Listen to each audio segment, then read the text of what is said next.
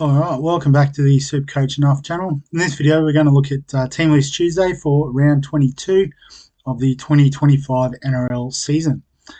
A few minutes until 4 o'clock, so while we wait for Team List to drop, we'll have a quick look at the Sportsdeck Dream Team after round 21. And so pretty good week. We did score 4 digits, so 1,014. It was only good enough for top 12% of the round though, and we did actually drop a couple of spots overall. So all in all, not too bad. In terms of the team, so Connor Watson with the 56, Cam McInnes with the 51 at hooker was a couple of solid scores. Terrell May and Payne Haas super solid, 70 and 63 respectively.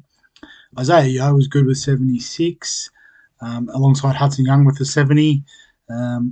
Clark and Preston with more than 50 is always nice, but then White with 44 and Katoa with just the 24 was a little bit flat.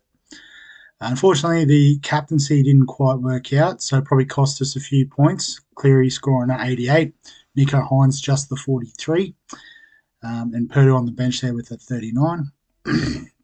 Excuse me. Jacob Kiraz, though, was the star this week with a 93. Ruben Garrick with just the 22. We could have had Karapani's 33, but, probably wouldn't have picked that, albeit Garrick was playing against the Dogs. And then wing fullbacks, so Teddy with 53, Campbell with an 82 was fantastic, and Wanganituase with just the 26, but still outpointing Hunt and Stewart. And then Jerome Hughes in our flex this week with just the 20, and probably done for the year. So with one trade left, don't know if we can afford to use it just yet. We may have to just ride it out and see how things pan out. But in the head-to-head, it was a close one. So I had Shoab, got him by 2 points, so a 10-12.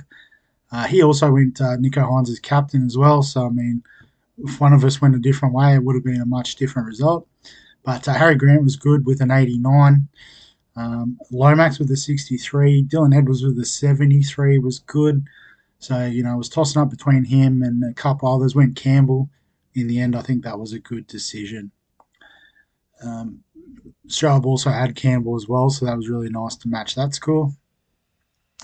But the high score was actually Hull White Star, Oliver's team, with the 10-18. So 4 points up. So top three all pretty close this week.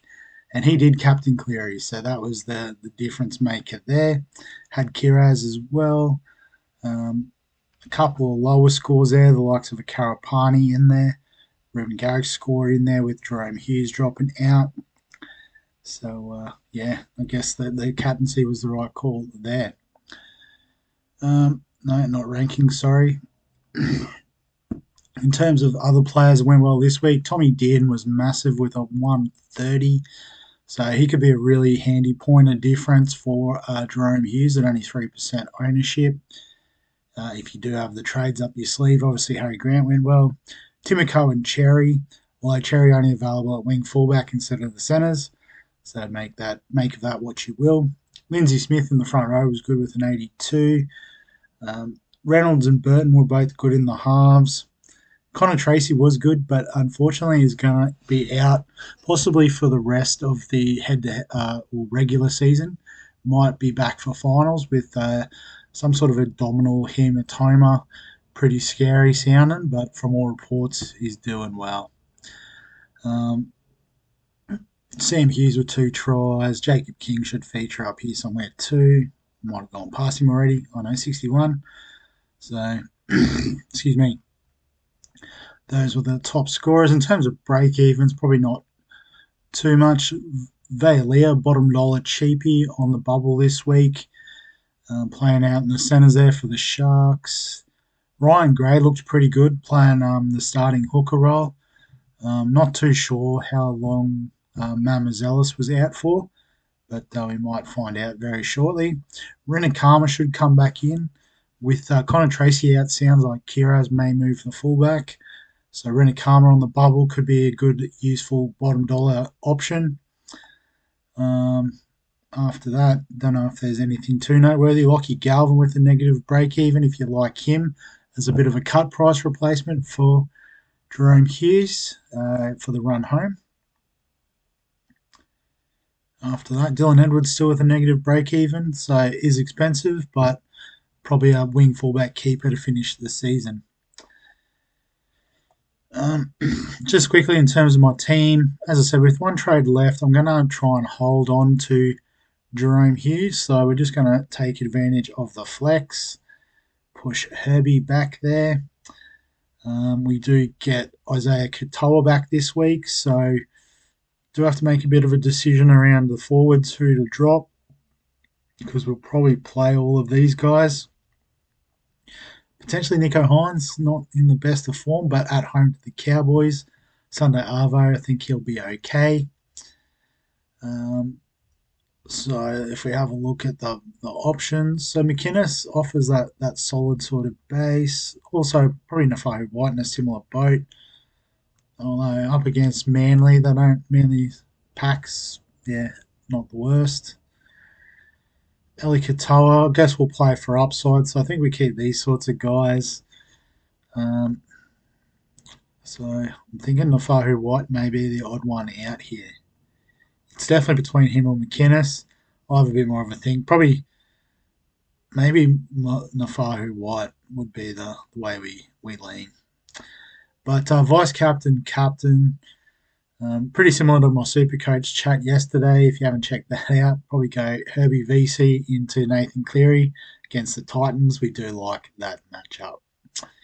But it is now 4 o'clock, so let's refresh. Looks like there's not too many delays with the team list. So the first one, Eels Storm. So for the Eels, looking pretty similar to last week from memory. So Papali, or Papali, I think he goes by the old pronunciation at fullback. Could be a cheapy option. Yeah, nothing too different there. For the Storm, the big in, Ryan Pappenhausen. Munster back in as well. So Nick Meaney back to centres, Anderson back to the wing. So probably no Kane Bradley, 18th man currently. And Jonah Pezzett on the bench, which is interesting. I guess with Tyron Wishart playing 7, they may sort of use Pezzett as halfback, and Wishart can sort of roam wherever he's needed as that sort of back cover. Warriors Dolphins. So for the Warriors, CNK back, I think. He's been missing. He may be back this week. May have already been back. Tamari Martin in the 6, and no Harris Tavita. Not sure what happened there. So he's out. Fisher Harris out, and Wade Egan out. So Sam Healy, I think he'll be another one on the bubble this week from memory at hooker. They do have Freddie Lussick on the bench, so it's not an 80-minute Sam Healy. And maybe Val Manga coming into the starting team, which is pretty exciting for the young fella. So they've got Tua Picky as well on the bench. So pretty small bench. So obviously Aaron Clark you could probably lock in for an 80. You know, Nia Kure may sort of be used in the middle with Laban there as well. So Halasima, 80-minute role for him by the looks of it, which is pretty awesome. For the Dolphins, off the bye, so Avarillo still on the wing, Max Fiernay in the centres. Cody Nikorima back, so that's massive for the Dolphins' upside. So load up on Farnworth, Isaiah Katoa, all the weapons. My man Kurt Donahue still at 13. So, yeah, Dolphins looking all right this week.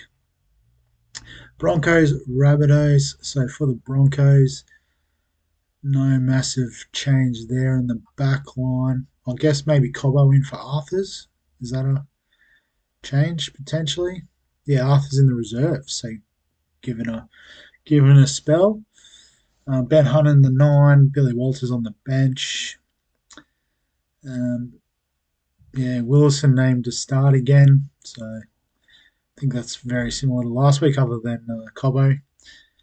For the Rabbitohs, who's available this week, so they've had to go to Bentley Harpe on the wing. Jamie Humphries back, so slots in back in the 7. Ryan Gray named to start again with that Ashton Ward on the bench, so I think you'll see a similar rotation there with Gray playing that sort of 60 minutes and then Ward coming in at the end. Just trying to think who was on the wing last week. I'll probably say down here. No? Oh, Munro. So did have a couple of shockers, so obviously getting a spell in the resis for that. Titans, Panthers. So for the Titans, Jalen DeGroot on the wing. Has he been on the wing previously? I can't remember. Let's have a look. Should be because Randall and Mulaney, the two outs. Oh, Loffy Khan Pereira on the reserve, so not sure what's going on there. Alec Winky on the starting in the second row alongside Beau Fermor. Josh Paxton. Don't know how many games he's played, not many on the bench there. This might be a cash out cheapy option. Don't know about the minutes though. But for the Panthers, looking similar to last week. Not detecting any changes. Doesn't look like it according to the list here either. Dragons, Raiders. So for the Dragons, backline looks the same as last week. Michael Molo playing on the edge. Interesting. Would have had him pegged as a middle forward exclusively, but they've obviously got a plan around that. And yeah, three big middles on the bench for Stewart, Saleh, and Blake Laurie. So Molo might get an 80-minute gig there. Got Langlu on the bench, maybe a late in potentially. One to watch out for if he does get a debut. Could be one to put in the black book. For the Raiders, backline looking as good as ever. Excuse me. Forward pack looking, pretty much as expected, I think. No surprises there. Seagulls, Roosters.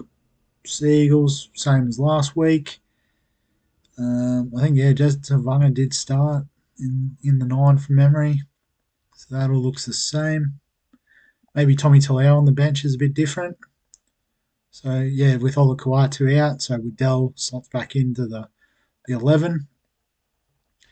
And for the Roosters, Billy Smith back and Hugo Savala back in the 6. So, a couple of ins there.